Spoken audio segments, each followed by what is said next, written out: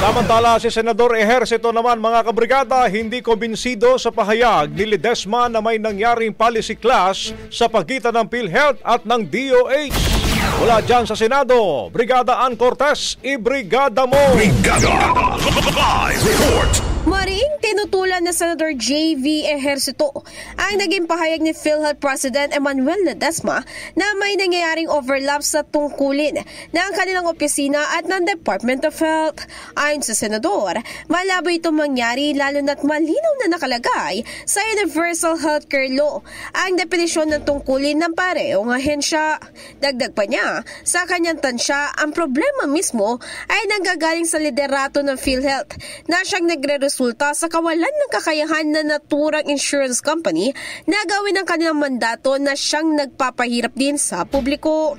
Kasunod nito, iminungkahi ng Senador ang paglalagay ng Oversight Committee upang matukoy ang mga lapses at ang mga taong dapat panagutin sa likod ng kapalpakan o di kaya ay kakulangan.